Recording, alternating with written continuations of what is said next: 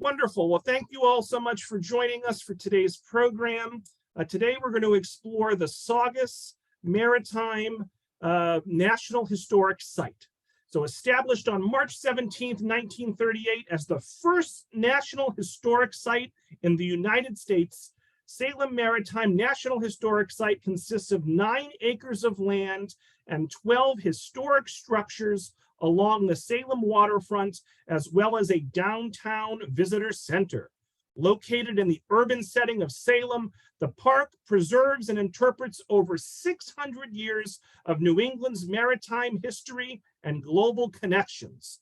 And so we're going to learn about this National Historic Site with Supervisory Park Ranger Andrew Donovan. So where are we at with attendance? I've lost track. 150 of us or so. Let's give a big virtual round of applause to Andrew for joining us this afternoon. And Andrew, you can take it away. Thanks so much. Fantastic. Thanks so much, Robert. So glad to be here with all of you. Like Robert said, I am Andrew Donovan. I'm the Supervisory Park Ranger for interpretation at Salem Maritime National Historic Site, as well as Saugus Ironworks National Historic Site. The Supervisory Park Ranger for interpretation, what that really means is I just help with public programming. So anything a visitor would experience when they come to visit the site, that would be part of the team I work on. So really happy to be doing this, this digital event here. Now, I know that in talking with Robert, there's been all sorts of different conversations about national parks. You know, the Tewksbury Library has been hosting great programs, many with other park rangers that I know about Massachusetts national parks. And I wanted to put this slide in to start us because national parks take all sorts of shapes and sizes. You know, when most people think national park, they think of big Western parks, Grand Canyon, Yellowstone, Yosemite. But as you look at these photos and maybe read some of the names underneath, you get a reminder of the variety of different types of national parks in the National Park Service. National parks, battlefields, monuments like in Washington, D.C., national preserves, historical parks, seashores, memorials, and on and on and on. There are 424 different National Park Service units scattered throughout the United States, as well as US territories. So all over the place. And like I said, take all sorts of different shapes and sizes. So today we're looking at a, you know, what some people might not think of immediately when they think national park. That's an urban historical national park in Salem, Massachusetts. So a little kind of map and layout to give us an overview of the park. Like Robert says, Salem Maritime National Historic Site is actually right on Salem Harbor. For those of you who aren't familiar with the area, Salem's a coastal town, about 45,000 people, a few miles north of Boston. It's got a very robust tourist industry. Lots of people come to visit the national park. Lots of people also come to learn about, as many of you I'm sure know, the Salem witch trials. There is also a world-class art museum, the Peabody Essex Museum in Salem. But our park is right along the water. We've got Derby Wharf, sort of the longest wharf in Salem that still exists. It was the longest historically as well. And about 12 different historic buildings that kind of dot the landscape. We'll get back to a little bit more about what's at the park throughout the program. I've got some slides in here that really highlight what is there to see if you were to come and visit the park on a typical kind of day. What buildings do we have? What stories do we tell at the park? Now, when a national park is created, there is establishing legislation, basically saying what this park is doing, what stories is it telling, what resources is it protecting. And a park purpose statement is built off of that. So a park purpose statement helps us really envision why we're helping protect and preserve these parks. The whole point for the National Park Service is we want people to enjoy and experience the parks now. And we also want them to be able to experience them with their kids, with their grandkids. We want to take care of these in perpetuity forever. so people can access them. So for Salem Maritime, I want to just put up our park purpose statement. You can see Salem Maritime National Historic Site preserves and interprets New England's maritime history.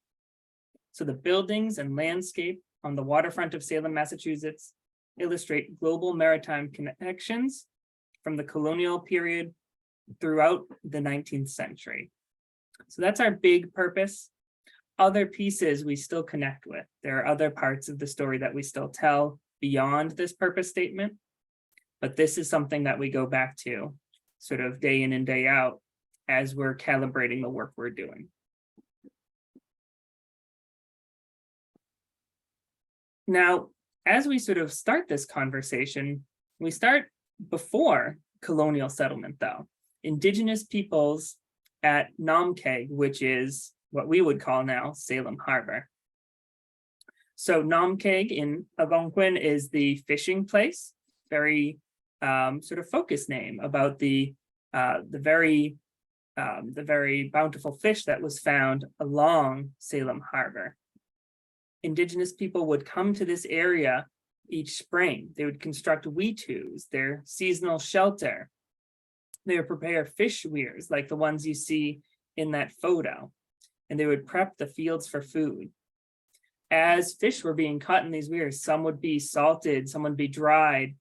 Others would take the heads of the fish and they would prep the fields. So they'd help give nutrients to the fields by putting those fish heads into the soil, growing the crops that way. As many of you know, I'm sure, from 1616 to 1619, there was deadly pandemics that swept through the native populations here in New England and obviously throughout the whole region. It's estimated that 70% of indigenous populations died from disease from contact with Europeans. I've read some reports that up to 90% in certain communities may have died from this disease. So as we're thinking about English settlement in this area, they're experiencing and they're connecting with a group that went through an incredibly traumatic change. You know, when 70% of your population had just died off, and 10 years later, you're going to have people trying to really settle this fishing place. That's going to lead to some real tension and some real hard decisions for the indigenous people that are living here. And with those hard decisions was, how do we interact as Europeans come to this area? Some of the groups in Salem made somewhat shaky treaties with people coming to the area, you know, trying to get protection from other native groups, especially the Mi'kmaq group from up north towards Canada. So some of them made treaties with some of those earliest English settlers. And an important piece that I want to point out, obviously, is that indigenous people are still active in Salem, in Massachusetts, all around the country, obviously today. I love this picture because this picture was taken yesterday morning. There's a group from the Massachusetts tribe that was leading a workshop about building traditional fishing weirs right on the shores of Salem. So they had local students with them, members of the National Park Service got to go, as well as Salem Sound Coast Watch, City of Salem, House of Seven Gables. We're all there learning this traditional way of doing things from members of the Massachusetts tribe. So we're very fortunate to still have that information being shared even today. So earliest European settlers. So permanent English settlers really started to arrive in the area that they'd renamed Salem in about 1626. A group of about 30 were kind of the first to arrive.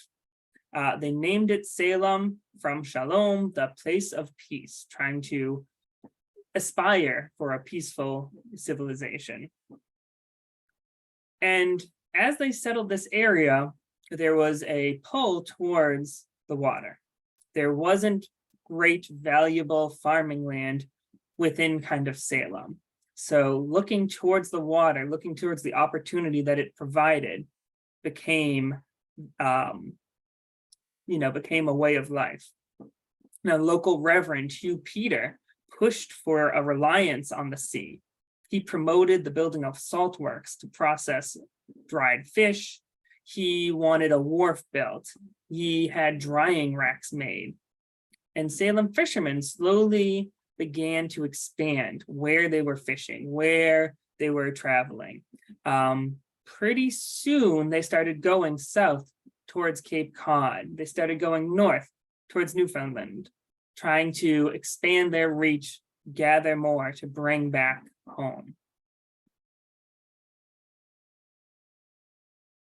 And leading up to the American Revolution, there's going to be a steady growth in this maritime industry.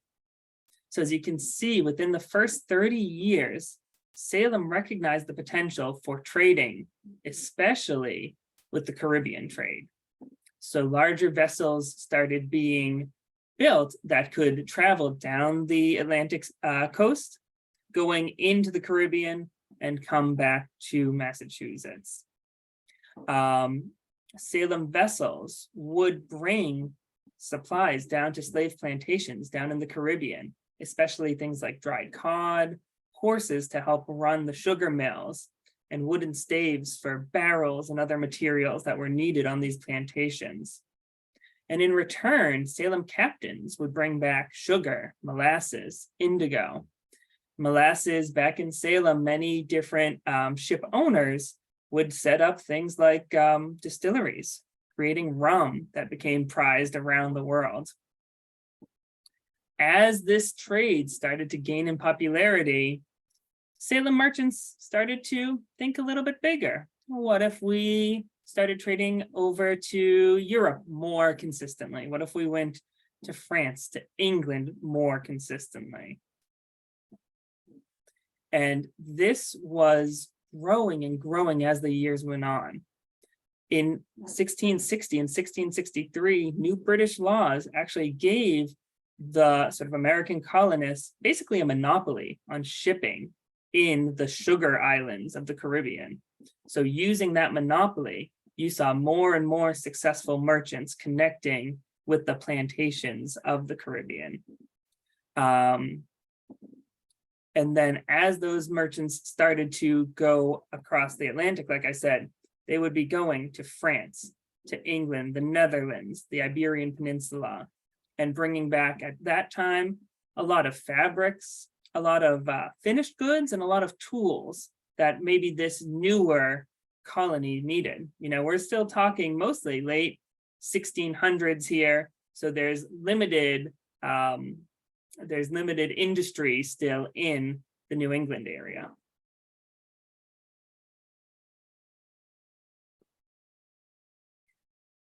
Now, as I just sort of talked about, there's this connection between the slave plantations of the Caribbean as well as the sort of merchant ship owners in Salem. But it's going to go beyond a connection with trade, and it'll go to a physical connection with humans. The first reported enslaved Africans in Massachusetts, and I believe in New England, actually arrived on a Salem-owned ship, Desire, into Boston Harbor in 1638. And on the right-hand side, you can see a typed up version of John Winthrop's journal. So he's writing about this ship coming into Boston, and it's bringing these goods, and listed as part of the goods are humans, enslaved Africans that are being brought to work in Boston. This is going to be one of many ships that's going to bring enslaved individuals, to the area. So by the mid-1700s, the city of Salem has 83 enslaved Africans living in the city. This includes 47 males, 36 females, right in Salem. And that doesn't include any children. So that'd be under 16 for this survey. And this is just a town population of about 3,500. Often these might be families that enslave one or two people that live in the house with them. So we're not looking at big plantation style like the American South. but these are still men, women, and children who are living in slavery in sort of a New England coastal town. Some merchants would request, when a captain was going down to the Caribbean, for them to bring back a slave. They would tell the captain what they were looking for, the person's sex and age and sort of physical requirements. And then they'd be brought back on Salem ships and listed as part of that property. And the practice of slavery is going to be seen throughout different documentation. So on the bottom right, we actually have a article from the Essex Gazette right before the American Revolution, right? 1774. This is Richard Derby. Now, Derby's a name we're going to hear a lot during this presentation. The Derbys are very powerful family in Salem. They're especially well established leading up to the Revolution and then through the early 1800s. So in this runaway ad, he is asking for anyone to catch the runaway slave named Obed, who had left the home and tried to escape, to self-emancipate. We know from other resources that Richard Derby enslaved at least 6 individuals during his lifetime.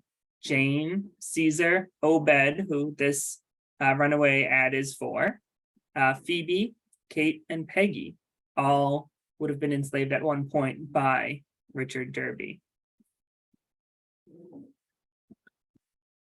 Now, during this presentation, I want to do, like I said, a few little breakouts about what's physically at the park if you were to come visit us in person in Salem.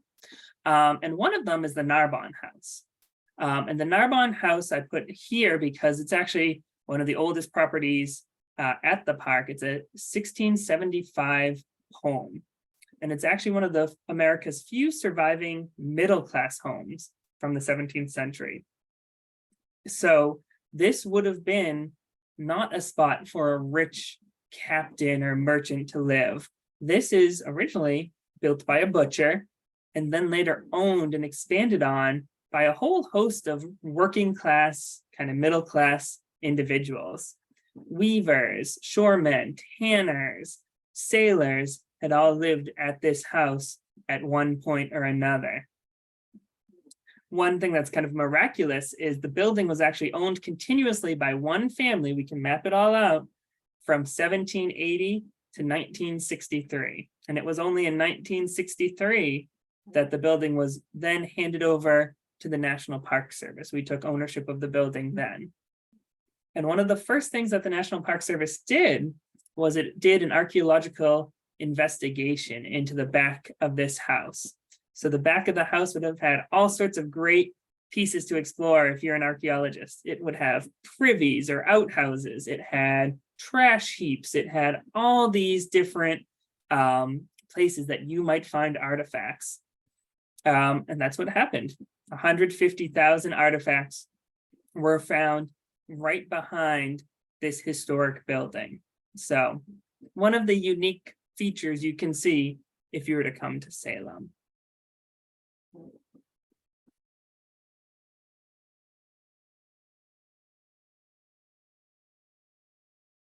Now, I had mentioned there a little bit, starting to, creep into the 1700s.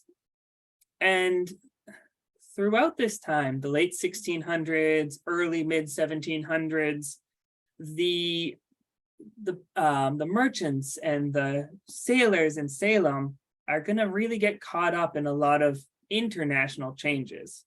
During this time, Massachusetts is part of the English colonies. And because of that, any English war is America's war. Any English dispute, feeds into what might be faced by the colonists here in Salem. So things like the French and Indian Wars made a huge impact on Salem. So during the French and Indian Wars, Salem's fishing and travel fleets, shipping fleets, were basically free picking for French and French Canadian fleets. They were often targeted by those French Canadian vessels. So some Salem merchants went so far as to investing in an armed cruiser to help actually travel with their fleet of boats to protect them from the French. But even with all that effort to protect the fleet, by 1693, so early on in this early French and Indian Wars, Salem's fleet was reduced from 60 vessels down to just 15. So there was a lot of sort of talk and concern about what was happening globally here in Salem, right? That they were being drawn into English, British challenges and wars that maybe they didn't want to fight, that were interrupting the good trade that was happening for Salem merchants. As time went on, new laws forced the local merchants to stop trading at French ports in the Caribbean or Spanish ports, and to focus more on British ports only. That didn't sit very well with a lot of the local merchants. They wanted that flexibility to go from port to port to get the best deal that they could, and instead they're being told, no, you're only going to British ports. You add on to that the Molasses Act, the Sugar Act, and the Stamp Act as well. It's not on the list, but the Stamp Act is going to put more pressure on these merchants, as well as on everyday people too, who are trying to either make a living working on these boats, or just trying to get day-to-day goods. And it gets to a point where there's some vicious anti-loyalist sentiment in the city of Salem. There's tarring and feathering of a customs official. There's open hostility towards a British army officer who tries to come to the city, well, the town at that point, and look for arms. There's all these sort of skirmishes with the British that were being noticed leading into the 1770s. And one of the leading people for that was Elias Haskett Derby. So this is another property that's owned by the National Park Service. It's actually Elias Haskett Derby's house on Derby Street. It's the oldest surviving brick building in Salem, and it would have been where he lived leading up to the American Revolution. So during this time, while he and others are protesting the Stamp Act, the Sugar Act, he's working out of this house.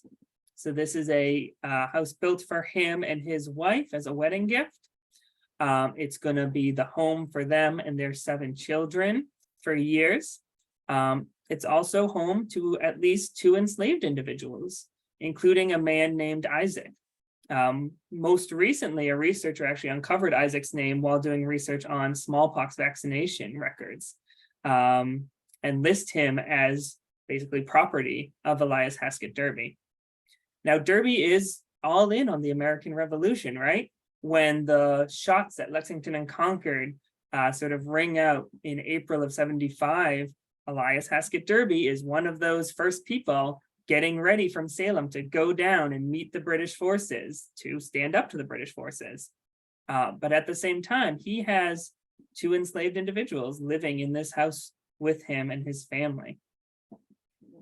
Eventually, the Derbys would sell this house pretty soon after the American Revolution, and it would start to reflect more of the working class nature of the area around the wharves of Salem. So more merchants, mariners, and eventually factory workers started to live in this house. Now, as the start of the American Revolution really kicked off, the Continental Congress was looking for ways to supplement the limited American Navy. And it did this with hundreds of licensed privateers. So basically, the point of the privateers was to harass and capture British vessels, especially trade vessels that would be sort of easy targets. The efforts worked as intended. It helped cripple British shipping, and it diverted a lot of British warships towards protecting those shipping fleets instead of say blockading other ports. And American ships were also able to capture valuable supplies needed to fight the war. So within a few months after the Battle of Lexington and Concord, the Salem ship Dolphin captured its first prize. Many merchant ships were converted to privateers. They were outfitted with swivel guns, cannons. Some ships even went out in sort of dog packs, right? Groups of ships that would try to pick off British merchant ships. Often a confrontation was decided usually just with one broadside, one shot of cannon, or maybe just a shot in the air to show that you were kind of outmatched, you were outgunned. The whole point for the privateers, they want to bring those prizes, that cargo and those ships back to Salem. They don't want to sink it. They're not the Navy trying to necessarily sink a vessel. They want to bring that back with them. Now, if they arrived back in Salem and the boat they captured was deemed a lawful prize, half of the auction proceeds went to the owner of the vessel that captured it, and the other half actually went to the captain and crew. So it was a real kind of risk reward for these mariners that were signing up to work as privateers, right? It could be more dangerous than typical work. You're going in open confrontation with the British Navy if they were to ever catch up to you. But at the same time, you could earn a lot of good money if they captured and returned these vessels back to Salem. And Salem was very successful at this. It's actually the most successful privateering port in the country during the American Revolution. So 158 Salem vessels took actually 445 British vessels as lawful prizes during the war. As we're looking to commemorate and reflect on the 1776 250th anniversary coming up in a few years, sort of privateering is one spot that we at Salem want to highlight as a unique piece of the American Revolution that doesn't necessarily get highlighted very often. Now we're at an interesting point in the country's life and in the city's life, right? The American Revolution's over. The Americans won, obviously. What is the new world look like for merchants that at one time relied on the British Navy for protection, that relied on British ports down in the Caribbean for resources? What does that look like for the city of Salem? And many merchants, a lot bolstered by some of the prizes and the money that they earned during the American Revolution, started to think a little bit bigger than the Atlantic coast or sailing to Europe. They wanted to send ships to Africa, South America, Baltic Sea, and Salem would really eventually be known for the trade in Asia. And I put this map in here just for kind of a pause for 1 second as we think about different resources that we get access to, right? This is a map of the origins or primary regions of different agricultural crops. This isn't necessarily the only place these crops grow, but a lot of places that are known for them or where they come from. When we think about some of the things we have every day, get a glass of coffee, put some vanilla in it, you start to imagine this interconnected world that we live in, right? I'm sure I don't have to tell you all as you think about what you interact with each day. Where is your car made? What clothes are you wearing? That the international connections and trade that we see as pretty typical in day-to-day are going to be a lot more foreign, exotic, and costly during the late 1700s and the early 1800s. Salem's really going to take a leading role in pushing for this change and opening up new ports all around the globe. So after the American Revolution, Salem vessels are looking for those new markets, like I said. Elias Haskett Derby, who we just talked about with the Derby House, is going to be one of those leading merchants, sending ships to Russia in 1784, sending his ship, the Grand Turk, to China a few years later. And as time goes on, by 1807, Salem's fleet's going to reach about 200 vessels, so 200 different vessels. That's going to include 34 ships, 18 barks, 45 brigs, and 59 schooners. There's going to be 30 wharves in Salem that are going to serve these vessels, with numerous warehouses, sail lofts, repair shops, kind of right on site. And at its peak in 1807, they're going to have a new vessel coming into port each and every day, bringing things from around the world. Now, I rattled off a few different types of kind of vessels there. Just wanted to put this up for anyone. You really need to choose the right vessel for the right job, right? So you have the 2-mast brigs, you have the ketches, schooners, sloops, or East Indiamen. Each of them is going to have a different role. Some of them are going to be more for local fishing, or maybe small trade with, other ports in New England. Others are going to look towards, say, going down the Atlantic coast or heading into the Caribbean. The East Indiamen, those are going to be the more long voyage ships that Salem becomes known for. So those would be voyages of a year and a half, and are really built for lots and lots of cargo space to bring goods back to the region. I will say, and I'm sure I slip up different times, technically, so square-rigged 3-mast vessels like the East Indiaman there, those are technically the ones that would be called ships. Other ones would be called vessels. I slip up a lot, so forgive me if anyone's nautical in the chat and I make that mistake.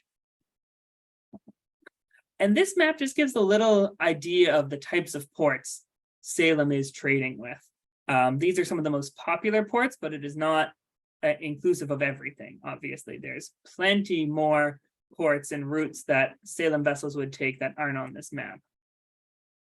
Now, in the sort of Indian Ocean, sort of to the east of Madagascar, you can see one spot where a bunch of different routes fan out. That's the Isle de France in the Indian Ocean, and it became a real vital hub for Salem merchants, especially trading in Asia and the South Pacific.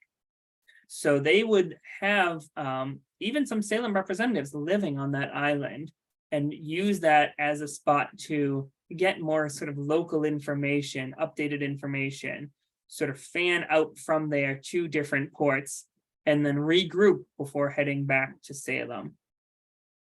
Now, like I said, while Salem was known nationally and internationally with trade with Asia, Salem ships really covered the globe. So for example, the Friendship of Salem, which undertook 15 different voyages, visited Indonesia, Germany, Venezuela, Spain, England, Russia, Italy, China, and India. So all of those give just a little sense of the variety of places even the same ship might go on different voyages. So crew aboard a trading ship. Now the number and size of the crew on a voyage really depended on the size of the vessel, as well as the complexity of the rigging. So a more complexly rigged ship would require more hands, more workers on board. For this example, we're really going to focus on those long-range sort of East Indiamen trading ships, like the Friendship of Salem, and they would have a typical crew size of about 15 to 20 men. The larger the crew, the more likely there are going to be specialized jobs on the crew as well. So sailors or seamen are going to be the main work crew on the voyage. Many sailors were in their late teens or early 20s, with few working until their 30s. It was pretty rare to see someone in their 30s or 40s, 50s.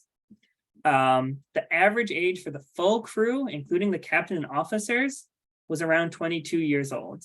So that gives you a sense of just how young these crews can be, right? Some of them are becoming captains at the age of 19. Most of these sailors are coming from Massachusetts and New Hampshire, especially the coastal towns. A majority are going to be Anglo-Saxon, but there are also Black Americans and Europeans that worked on these crews. They were drawn here for any number of reasons. Some are maybe adventure seekers. They want to go see the world. Others maybe go for more practical reasons. They need to support a struggling family. They're trying to make ends meet. They're looking for a bit of steady work during tough financial times. You see on the next list there, what was called the idlers. Those are going to be specialized crew members on the voyage. So this might include sailmakers, carpenters, cooks. Their skills are going to be required maybe during unforeseen circumstances, like if there's an issue with the hull of the ship, the carpenter is going to be called on. Or they help support the work of the ship, like the cook taking care of meals each day. However, they're not expected to do the sort of typical day-to-day work of the ship. That's going to be reserved for those seamen, those sailors, and the apprentices. Mates are going to be sort of the next level up. So mates are going to help oversee those idlers, those seamen, the apprentices, and they work directly under the captain. Mates are also going to serve as some leads for navigation duties and take the lead on different watches throughout the day and overnight. And obviously at the top of kind of the list is going to be the captains. They have absolute command while at sea. So they're going to represent the company while they're out there. They're serving under the orders of the ship owner. Now, some captains might have discretion on where to go, or hey, if it sounds like you can get a really good deal on pepper, okay, I trust you, pick those up. Other captains are going to have more strict orders. They're going to need to know everything there is to know about the ship, including navigation during dangerous weather, making split-second decisions, keeping the crew working well. But they also have to know the business side of things too. They have to understand international markets. They have to work with foreign representatives as well.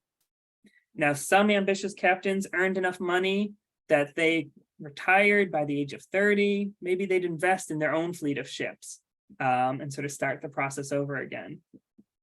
And in the bottom left, I have one piece called a supercargo. So that's a specialized worker that might be on the ship.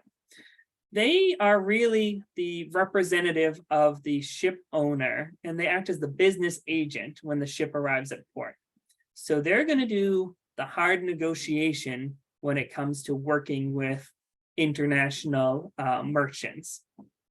Some of them are going to be college educated, or maybe they spent time as a clerk in a Salem trading house. Now, these supercargoes are going to be somewhat rare. They're going to be on the larger size voyages. If there is no supercargo, it's really the captain that's doing all that negotiating with foreign merchants.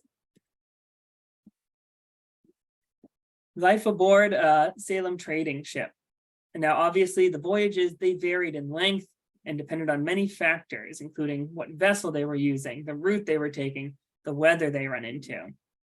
But life aboard the ship was hard for the crew. Living quarters were dark, damp, cramped, could get cold in winter and stifling hot in summer.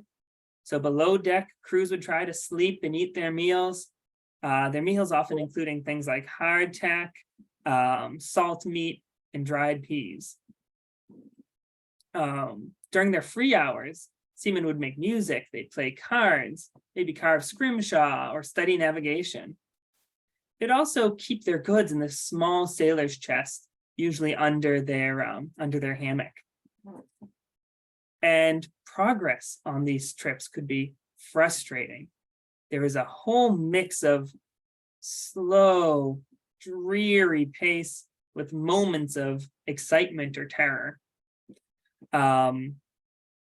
Often, some people would turn towards religion and superstition to help kind of try to solve issues, like if there's no wind blowing. And I've got a quote here that says, like I said, sort of that life on these ships would be long hours of tedium, punctuated by stark moments of terror. So in an emergency, a sailor may be called to climb the rigging over 100 feet above the deck during a storm.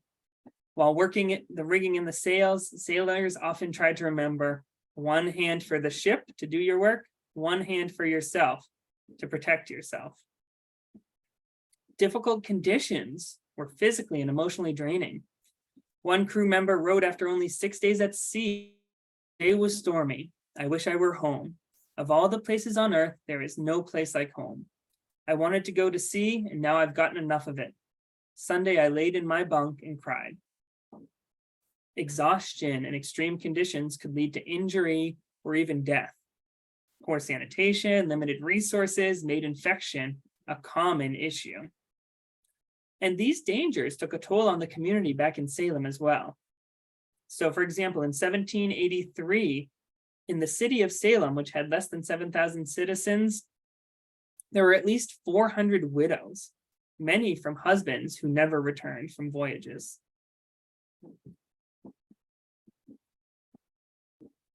Now, at the park, another piece to see is the Friendship of Salem. This is a full-size, fully operational replica of the original Friendship that I had mentioned earlier in this presentation.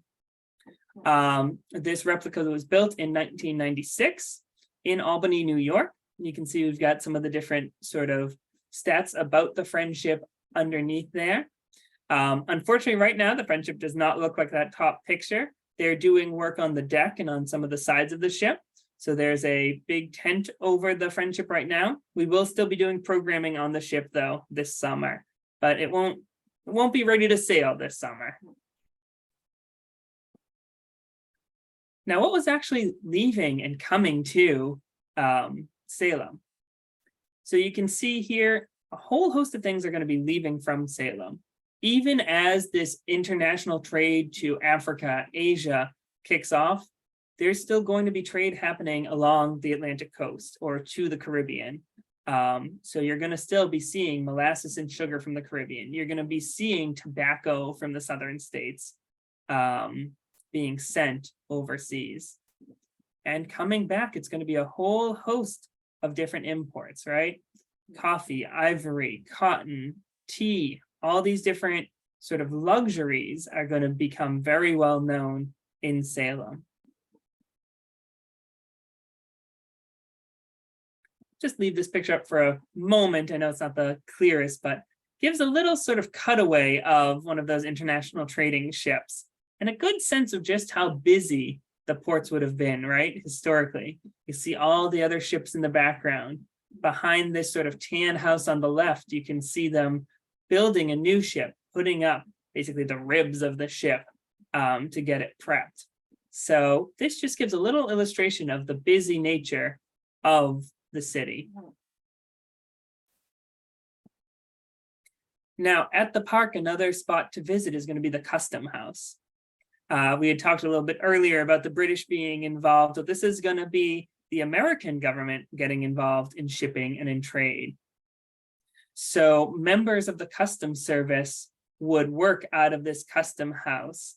That would include collectors, inspectors, naval officers, clerks. They would meet ships that were coming in from overseas. They would inspect the cargo and they'd look at the crew, making sure the crew's not bringing in any diseases. They would measure and collect duties based on what was being brought into the city. And this was real money and real important for the early American economy. Before 1913, customs duties were the main source funding the federal government. Most famous person to have worked in this building would have been Nathaniel Hawthorne. He served as the Port of Salem surveyor for about 3 years, 1846 to 1849. This building's undergoing some historic preservation today. So you can still see the building, but it looks a lot different, the exterior right now. They're preserving it to the historic look, but they're doing lots of great wood and brickwork on the building. And in the back of this building is actually the public stores. This is going to be a warehouse kind of operated by the government, a place where cargo is going to be kept until fees can be paid. And there's actually a practical side to this too. So Elias Haskett Derby, who we talked a lot about, is going to petition Congress to set up these public stores as a way to store things that he didn't need right off the bat. So in the 1790, when a big shipment of tea had arrived in China, he realized if he tried to sell all of that at once, the price is going to plummet because it's just going to flood the market. So instead, using these custom houses and other storehouses, they're going to be able to slowly sort of disperse the goods they're bringing from all over the world. Now, Salem's maritime industry was a sort of bright star in shipping from 1600s and especially from the American Revolution through the early 1800s. But changes in technology, in trade patterns, made it so Salem wasn't a practical shipping destination. Larger, deeper ports began to really cut into Salem's edge. As larger ships were built, you needed bigger ports. Salem Harbor is not very large and it's not very deep. Eventually, the port started to focus more and more on bringing in raw goods, things for the cotton mills and the leather factories that started to define Essex County in the mid and late 1800s. You can see the compare and contrast on those two images there. Top one is the 1890s wharf with still a little bit of life to it. The bottom one is the same wharf in 1940. Now, in the early 1930s, there's going to be an effort to preserve these stories. Local leaders are going to try to push for the creation of a new type of national sort of park unit to help tell the story. That's actually going to lead to Salem Maritime being the nation's first National Historic Site on March 17th, 1938. At that time, there's going to be a shift. There's going to be an effort to kind of bring back the park look and the historic look of Derby Wharf, which means changing and moving what had become a busy immigrant neighborhood. The park nowadays is trying to still capture and tell those stories of people that lived and worked around the Derby Street neighborhood when the park came in the 1930s. That bottom image, you can see them moving a house from Derby Wharf to a new location. And the top one is a research report that the park did a few years back about the Polish community in the local area. If you were to visit the park nowadays, these are some of the sights you might see. Gives you just a little sense of what goes on when you visit here. And what I want to do is I'll keep this slide up. I'll turn towards Robert and see if there's any questions I can answer. I know we've just got about 8 or 9 minutes left here. Great job, Andrew. Wonderful job. You covered so much in 35 or 40 minutes. That's wonderful. So we do have some questions in the Q&A. Absolutely. Yes, so let's get to those. Vanessa asks, are visitors able to tour the houses that are featured in today's talk? Yeah, great question, Vanessa. So we are working to put out our summer seasonal visitation plan. And the hope is to have the Derby House and the Narbonne House. So that'd be the brick house in the top left corner. And then the Narbonne is that 1675 house. We're hoping to have that open at least a few days a week this summer. So we definitely encourage you to check our website for our upcoming hours. Our summer and fall visitation is sort of our peak visitation. That's when we have most of our staff on site. Follow-up question, this time from Lisa. What types of guided tours are offered by the park rangers? Yeah, guided tours, great question. So it'll depend on the season, but often we'll do some highlights tours on some of the historic buildings.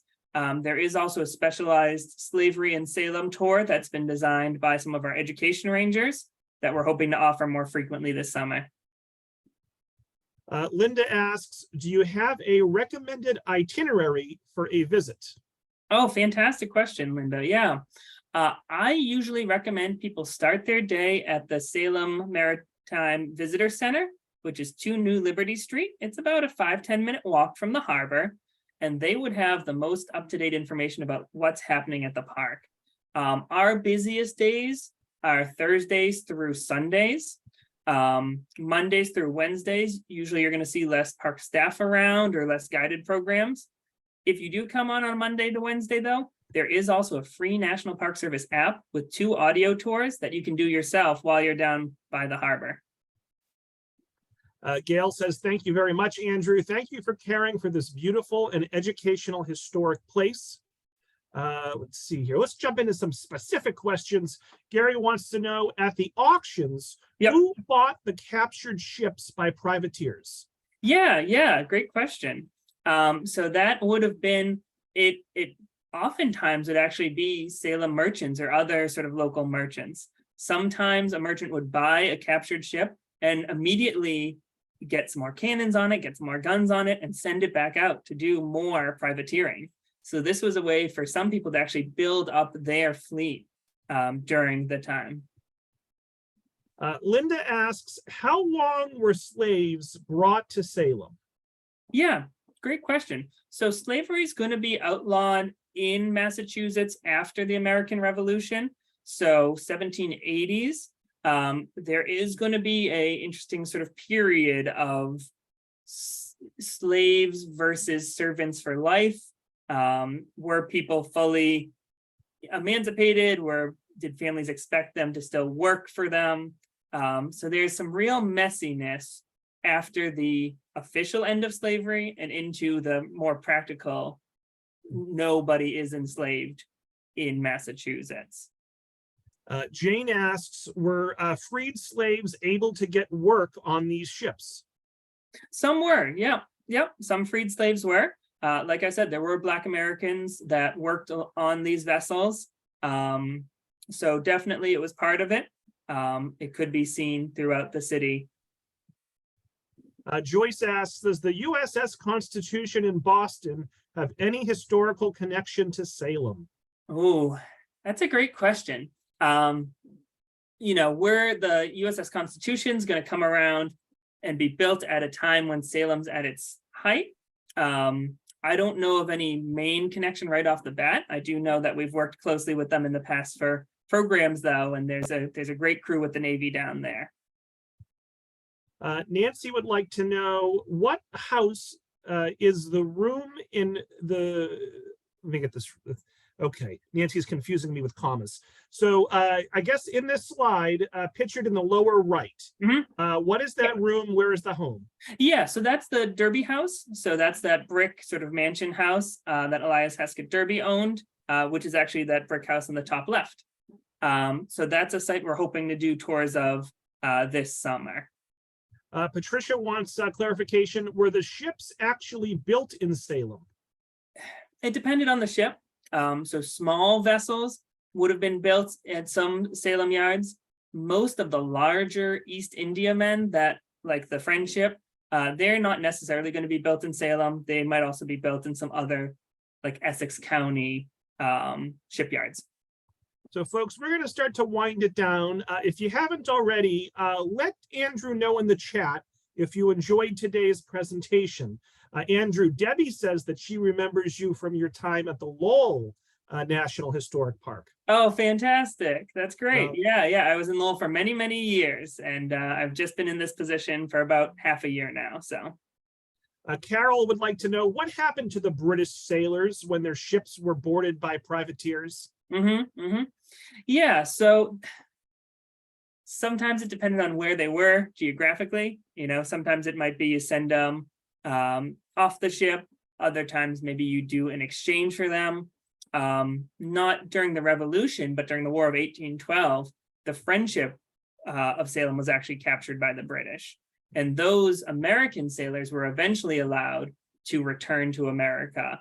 But the ship itself was held on to and sold at auction in England. So similar things would happen with British sailors as well. Scott says, good show. You know your stuff, Andrew. Back in the Native American Wars from 1630 to the end of the King Philip's War in 1780, was Salem ever attacked by the natives? So Salem, not specifically. There were other towns that were attacked, and there was a lot of sort of concern and feeling of threat from that. So Salem itself wasn't attacked, but other local towns were. So Andrew, we got about 30 thank yous and positive, lovely comments in the chat. I'm going to scroll up though. There was a question that I wanted to ask you. Yes. This was not a plant, I promise you. Okay, this is an actual question. Teresa says, thank you for bringing Salem's maritime history into my home. You were a great speaker. You weave a descriptive story of place and people throughout Salem's history. And Teresa would like to know, do you have another Zoom program scheduled? Oh, So what do we have coming up, Andrew? Oh, fantastic. Thank you. And thank you, Teresa. Funny you should mention it. I do have another program actually same time next week at Salem Maritime National Historic Site. We work with Saugus Ironworks National Historic Site as well. So I help supervise work at Saugus Ironworks, which is a historic ironworks from the 1640s. That would have made some of the earliest iron used in the sort of early colonies here. So if you're interested in industrial history, if you want to learn more human story about that work, I encourage you to join next week. So we're getting a double dose of Andrew. We'll see Andrew next week, a week from today. I think it's May 3rd, but don't quote me on that. Whatever next Wednesday is at 12 o'clock. And as Andrew says here, for folks, if you didn't get your question answered, or if you have additional questions or want to send any comments to Andrew, you can email him. I will put his email address in the follow-up email that I send all of you. Also sharing the website and the social media, the Facebook page there. Folks, so I am going to send you an email either later today or very likely tomorrow with a link to this recording, a link to a feedback survey, and information, registration information on our other upcoming national park programs, including the aforementioned one with Saugus next Wednesday. So look for that email either late tonight or first thing tomorrow. Andrew, any last words as we wrap up? Robert, I think you basically covered it. I'm just so fortunate to have everyone here today, and I really enjoyed my time. All right. Thanks so much, Andrew. We'll see you next week. And thank you, everyone. Have a great rest of your day. Sounds great. Thank you. Take care. You too.